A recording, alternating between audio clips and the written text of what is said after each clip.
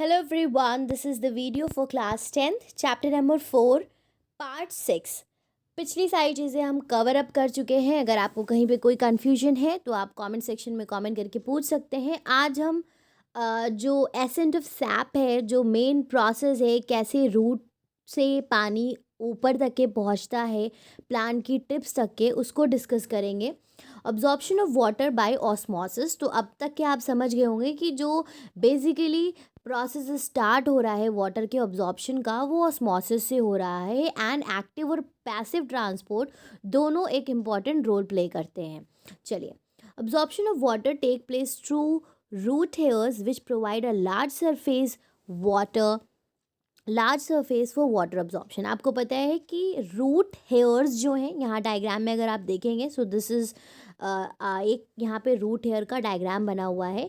ये पानी सॉइल से अब्जॉर्ब करती है क्योंकि ये ज़्यादा सरफेस एरिया प्रोवाइड करती है। Root hair get entangle in soil particles and remain in close contact with water surrounding the soil particles. ठीक है, मतलब अब जो ये रूट हेयर हैं, ये ज़मीन में सॉइल में इंटैंगल रहते हैं और वहाँ से पानी को डायरेक्टली क्या करते हैं, अब्जॉर्ब करते हैं।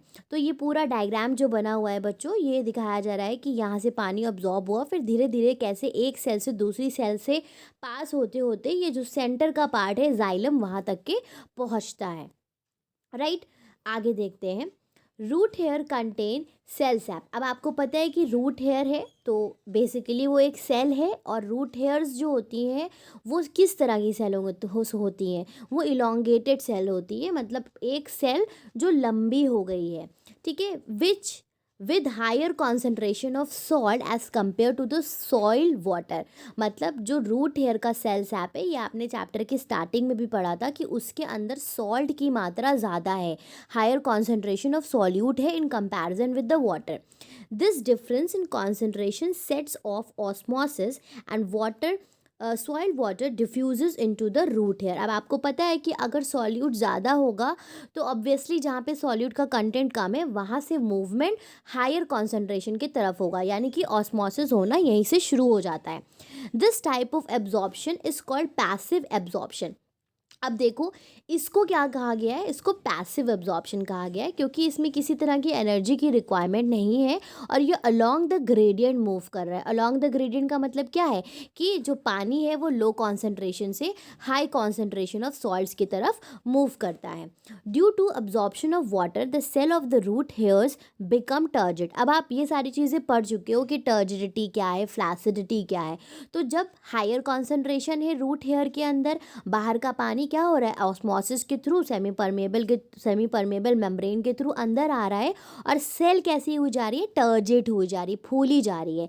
And their cell sap become dilute. और ऑब्वियसली जब सेल फूल रही है, वहाँ पानी अंदर आ रहा है, तो जो सेल का कंटेंट है, जो सेल सैप है, वो कैसा हो रहा है, वो लो कॉन्सेंट्रेटेड हुआ जा रहा है as compare to the adjacent cell of the cortex. अभी जो आपने डायग्राम में देखा था, मतलब एक सेल डाइल्यूटेड हो गई, टर्जिड हो गई, उसका कॉन्सेंट्रेशन दूसरी सेल के कंपैरिजन में क्या हो जाएगा, हल्का हो जाएगा, कम हो जाएगा, लो हो जाएगा। Therefore, water diffuses from the cell of the root hairs to the cortical cells and then into the endodermis। इसी तरह से क्या होता है कि जितनी आस सेल्स होती हैं उसमें यही होता रहता है कि एक सेल टर्जिट हुई, दूसरे वाले का कॉन्सेंट्रेशन पहले वाले के कंपैरिजन में बढ़ गया और वो ऑस्मोसिस का प्रोसेस चलता गया। पेरीसाइकिल एंड जाइलम, इसी प्रोसेस के ज़रिए, ऑस्मोसिस के ज़रिए, और वो जो है वाटर जो है वो जाइलम तक के पहुंचता है।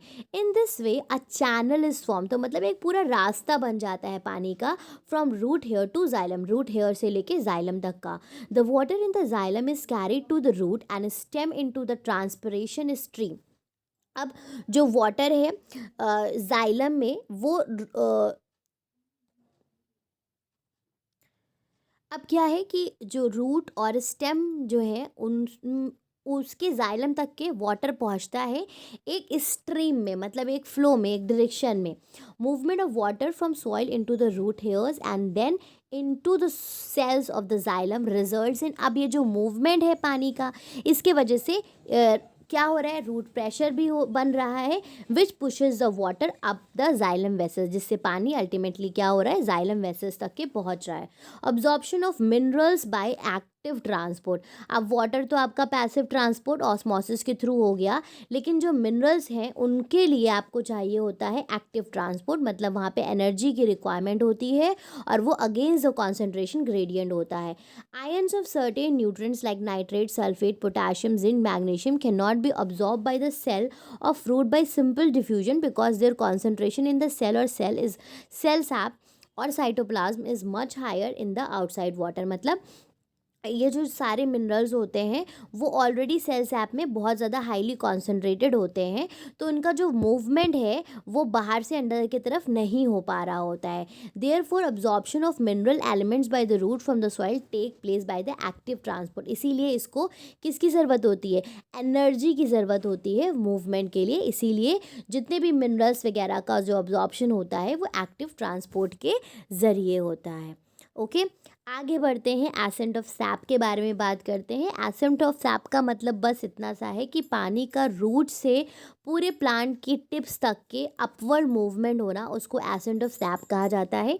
The upward movement of water and mineral, मतलब पानी भी और मिनरल भी, from the xylem of root, root की जाइलम से लेके पूरा stem, leaf veins to the top of the plant, मतलब पेड़ की टॉप तक के हर एक जगह तक के जो पानी ऊपर की तरफ बढ़ रहा है उस प्रोसेस को एसेंट ऑफ सैप कहते हैं।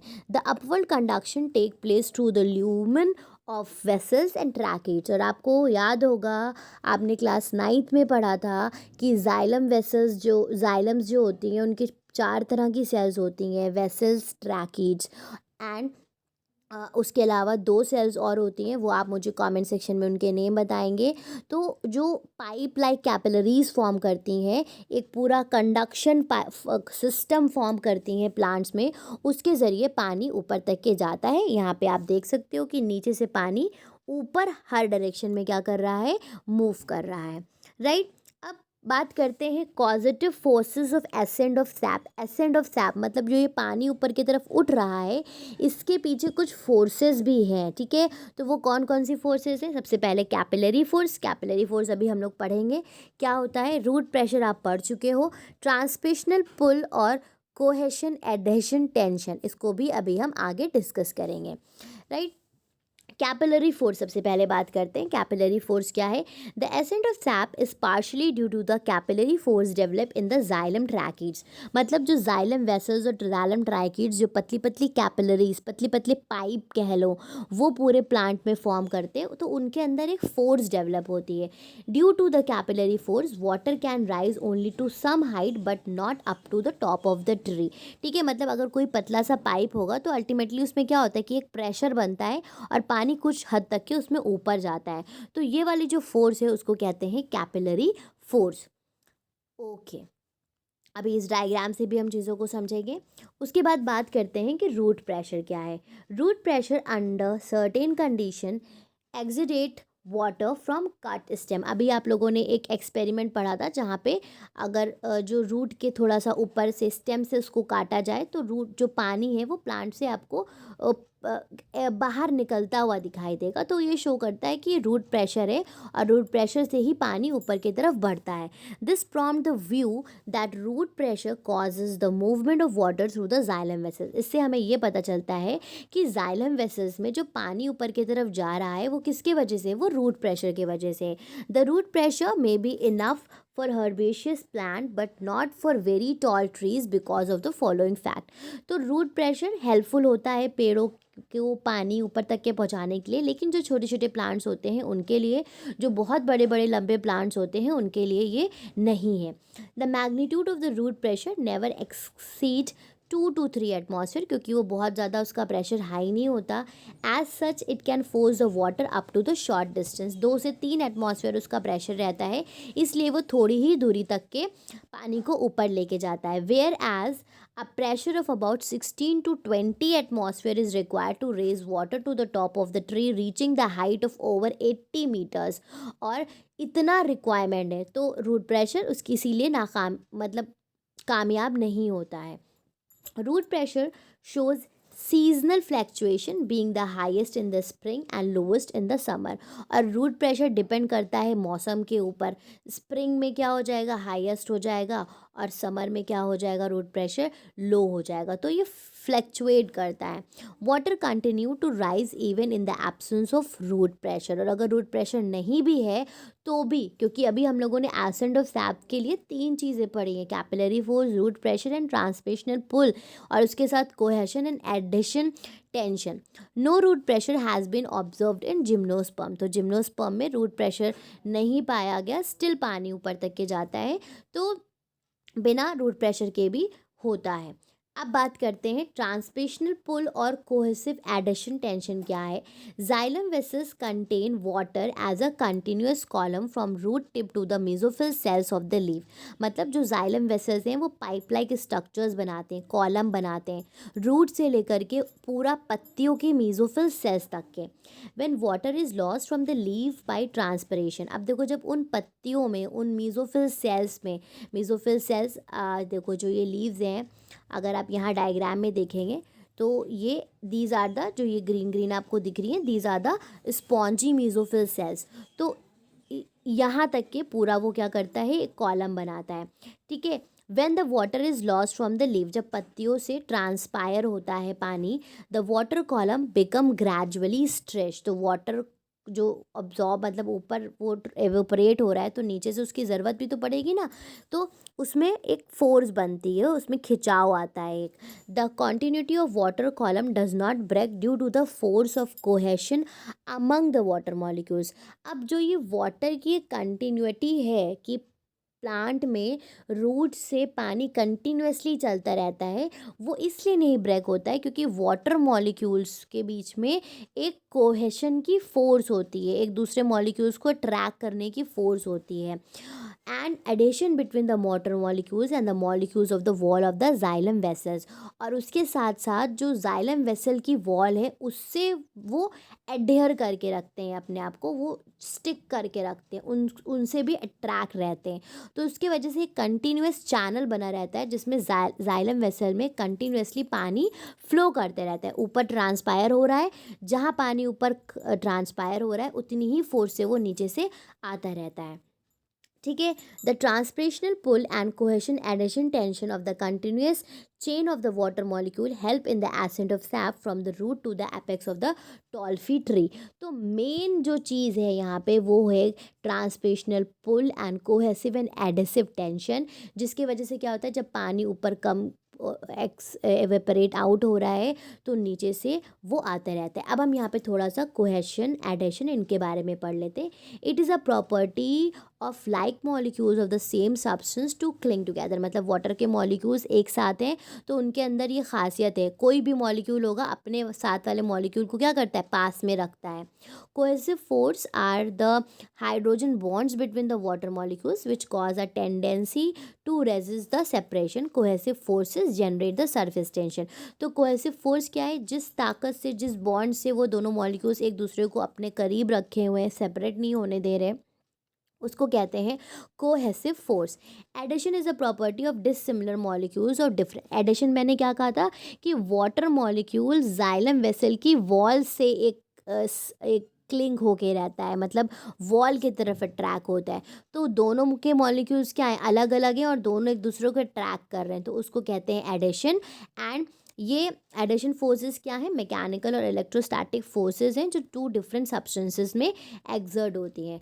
अब हम लोग एक बार इस डायग्राम को भी देख लेते हैं। अगर आप इस डायग्राम को ध्यान से देखोगे तो यू कैन सी कि यहाँ पे दिखाया गया हुआ है, सबसे पहला स्टेप जो है वो रूट हेयर से पानी अब्जॉर्ब हो रहा है, तो water move into the xylem osmosis, मतलब जो रूट में जाइलम के ये वेसल्स हैं उनमें पानी जा रहा है। सेकेंड में क्या हो रहा है, water molecules form a cohesion column from the root to the leaf. अब ये यहीं पे वो फोर्स जनरेट करेंगे कि ये ऊपर की तरफ बढ़े। Tension pulls the water column upward in the xylem of the root and stem. अब उस फोर्स से क्या होगा, एक टेंशन बनेगा और वो पानी ऊपर की तरफ मूव करना शुरू करेगा। Tension pulls the water column upward and outward in the xylem of when. फिर वो और ऊपर ऊपर जाके पत्तियों तक के पहुंच जाएगा। Tension pulls the water from the veins into the mesophyll sales, मतलब जो पत्तियों में वेन्स होती हैं वहाँ से मेसोफिल सेल्स में जाएगा। Water evaporate from the mesophyll sales, और जो मेसोफिल सेल्स हैं उससे वो इवेपोरेट होके बाहर इवेपोरेट हो जाएगा, water vapour diffuses out of the stomata, मतलब मेसोफिल सेल से आगे बढ़ा, फिर वहाँ से वो स्टोमेटा के थ्रू इवेपोरेट हो गया। तो ऊपर से इवेपोरेट हो रहा है और इसके वजह से एक ट्रांसपेशनल पुल और कोहेसिव एडिशन फोर्स जनरेट होती है, टेंशन जनरेट होती है, जो नीचे से पानी को कंटिन्यूसली खींचते रहती है। तो एक चैनल बना रहता है जिसमें पानी ऊपर की तरफ मूव करता रहता है, और इसी upward movement of water molecules को हम क्या कहते हैं, हम कहते हैं एसेंट ऑफ सैप। चलिए अब एक्टिविटी हम पढ़ेंगे और अच्छे से समझेंगे। To show the root absorb water, तो सबसे पहले हम एक एक्सपेरिमेंट ऐसा करेंगे जिससे हमको ये पता चलेगा कि जो रूट्स हैं वही पानी को अब्जॉर्ब करती हैं। प्रोसीजर क्या है, take 2 test tube, 2 test tube ले लिए और उनको पानी से बराबर मात्रा में भर दिया। Mark the level of test tube in the both, और दोनों टेस्ट ट्यूब में जो पानी का इनिशियल लेवल है उसको मार्क कर दिया। Now pull out a young leaf, एक में क्या करा, पेड़ लगा दिया और उसके बाद उसके ऊपर ऑयलिंग, एक second. Now pull out a young leafy plant from the soil with its root intact, मतलब एक पूरा प्रॉपर प्लांट लिया जिसमें रूट्स थी। Insert the root into the test tube A, और उसको टेस्ट ट्यूब ए में डाल दिया। Put few drops of oil into both the test tube to prevent any loss of water due to evaporation, दोनों में oil डाल दिया ताकि किसी भी तरह का इवेपोरेशन ना हो, पानी कम ना हो। Leave the test tube for some time, उसके बाद इसको कुछ समय के लिए छोड़ दिया। तो आप क्या ऑब्जर्व करोगे कि टेस्ट ट्यूब बी में क्योंकि कोई भी प्लांट नहीं था तो उसका जो लेवल है वाटर का वो वही रहेगा, और टेस्ट ट्यूब ए में जो लेवल है वो कम हो जाएगा। तो इससे ये पता चलता है कि रूट्स के ज़रिए, देखो सरफेस के ज़रिए यहाँ पे अब्जॉर्प्शन नहीं होगा क्योंकि सरफेस पे क्या है, ऑयलिंग है, कोई भी वाटर मॉलिक्यूल इवेपोरेट नहीं करेंगे। जो भी इवेपोरेशन हो रहा है वो रूट्स के ज़रिए ऊपर जाके ट्रांसपरेशन में कन्वर्ट हुआ जा रहा है और वो वाटर को ट्रांसपायर कर रहा है। तो इससे हमें ये पता चलता है कि रूट्स ही क्या करती हैं, पानी को अब्जॉर्ब करती हैं। तो इन्फरेंस क्या है, it proves that the water loss in the test tube A was absorb by the root, जो पानी लॉस हुआ, आप अगर देखो यहाँ पे तो इनिशियल लेवल ये था और फाइनल लेवल ये हो गया। तो जो वाटर लॉस हुआ है वो किससे हुआ है, वो रूट से हुआ है। एक्टिविटी 9 देख लेते हैं। To show that conduction of water और ascent of sap take place to the xylem tissue. आप बचपन से पढ़ते आ रहे हो कि जाइलम क्या करता है, वाटर कंडक्ट करता है, एंड फ्लोएम क्या करता है, वो फूड को कंडक्ट करता है। तो यही एक्सपेरिमेंटली प्रूव करना है कि वाटर जो कंडक्ट हो रहा है वो जाइलम टिश्यूज़ यानी कि जाइलम वेसल्स और ट्रैकीड्स के वजह से होता है। प्रोसीजर क्या है, take the conical flask and half fill it with dilute eosin solution. आपको कोनिकल फ्लास्क लेना है और उसमें डाइल्यूटेड एओसिन सॉल्यूशन डालना है, ठीक है। फिर take a freshly uprooted small plant of jasmine or balsam and wash it thoroughly with the water, then put it in the flask such that the roots are inside the solution। उसको धो के उसको उस jar में डाल देना है। Keep it undisturb for few hour, और कुछ समय के लिए उसको टच नहीं करना। Take out the plant and cut the transfer section of the root and leaf, फिर उसको निकाल के उसकी रूट को काटना है और वो पतली सी जो स्लाइड बनेगी उसको आपको ऑब्जर्व करना है। तो आप ट्रांसफ़र सेक्शन में उसके क्या देख पाओगे, लीफ का ट्रांसफ़र सेक्शन देखोगे तो उसमें इस तरह के जो जाइलम टिश्यूज़ हैं वो आपको कलर्ड नज़र आएंगे क्योंकि हमने क्या लिया था, एसेंस सॉल्यूशन लिया था जो कि कलर्ड होता है। और बाकी के जो टिश्यूज़ हैं आप देखो बाकी के साइड साइड के ग्रीन है क्योंकि सिर्फ और सिर्फ जाइलम ने ही पानी को क्या किया है, अब्जॉर्ब किया है।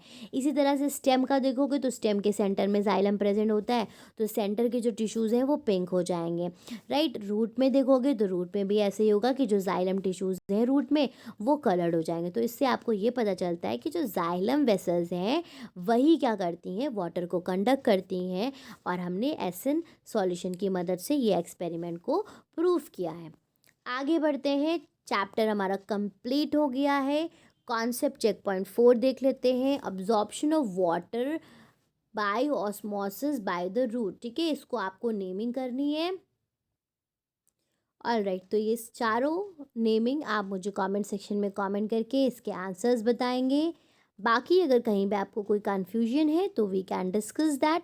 Thank you everyone for watching the videos. Have a great day.